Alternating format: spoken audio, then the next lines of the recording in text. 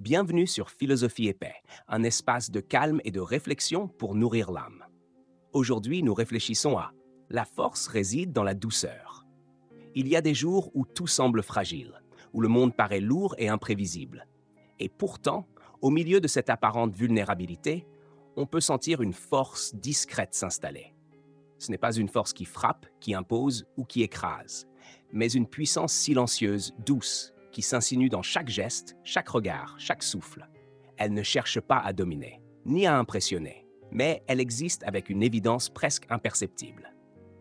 On la remarque dans la patience de quelqu'un qui écoute sans interrompre, dans la tendresse de celui qui soutient sans juger, dans la constance de ceux qui agissent sans faire de bruit. Cette force-là est celle que beaucoup oublient, car elle ne fait pas de bruit, mais elle est la plus profonde, la plus durable. Longtemps, on nous a appris à croire que la force se mesure à l'intensité des gestes, à la hauteur des ambitions ou au volume des voix. On admire ceux qui imposent, qui se battent, qui ne reculent jamais. Et il est vrai que ce type de force a son importance, qu'il est nécessaire dans certaines batailles. Mais il existe une autre forme, plus subtile, moins visible, que l'on reconnaît seulement lorsqu'on prend le temps d'observer. Cette force douce, loin de l'agitation et du tumulte, est capable de transformer sans contraindre, d'influencer sans écraser, de soutenir sans imposer.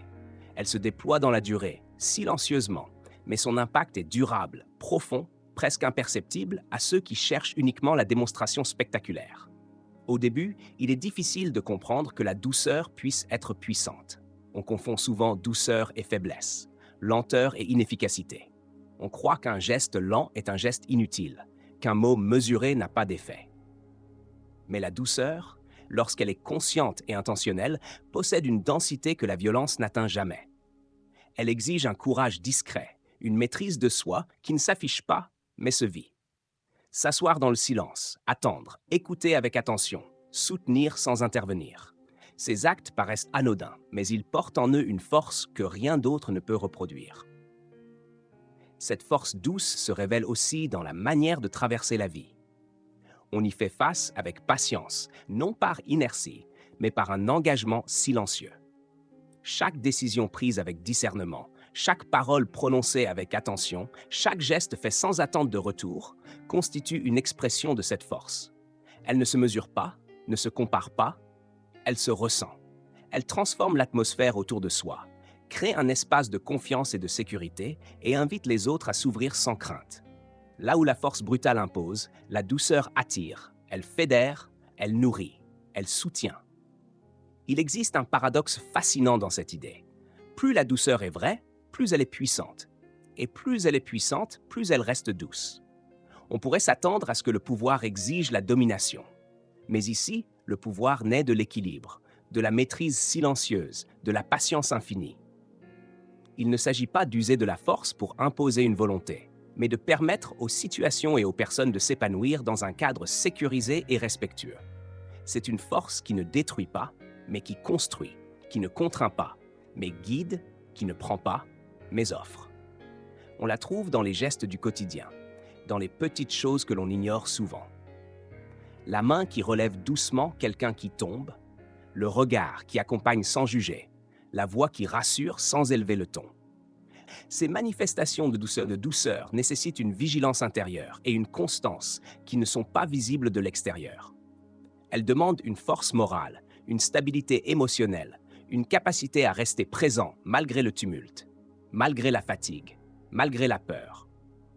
Elles demandent aussi une certaine humilité, celle de ne pas chercher à briller ou à imposer, mais de permettre à la vie de se dérouler de manière harmonieuse et respectueuse.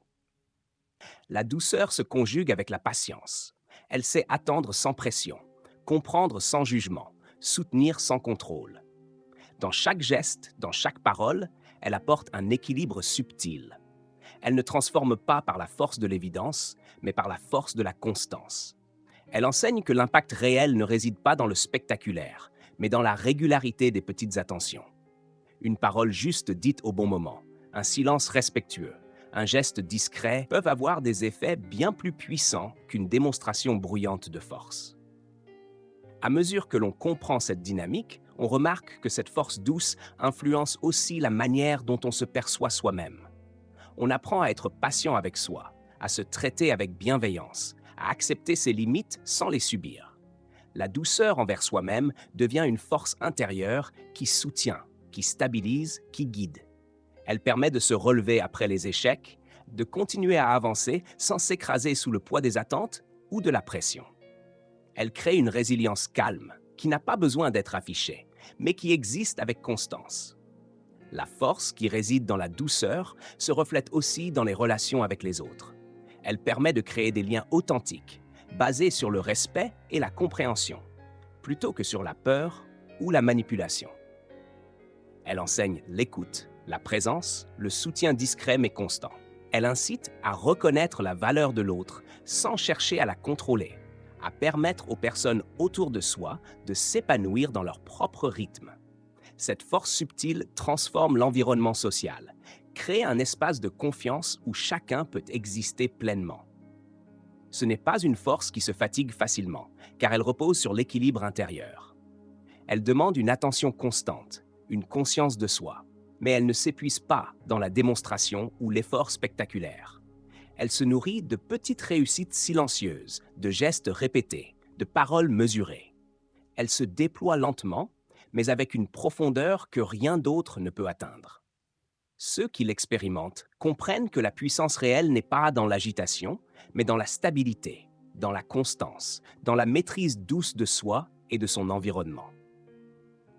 À travers le temps, cette force douce devient une ligne directrice, une manière d'être, une manière de traverser les épreuves sans se laisser submerger. Elle enseigne la patience, la prudence, la sagesse. Elle ne cherche pas à écraser l'adversité, mais à l'accompagner, à la comprendre, à s'adapter. Elle offre un équilibre subtil entre résistance et acceptation, entre action et contemplation, entre présence et retrait. Et dans cette harmonie se révèle la véritable puissance, celle qui transforme, qui soutient, qui inspire sans bruit. Ainsi, au fil des jours et des années, on finit par comprendre que la force n'a pas besoin d'être imposée.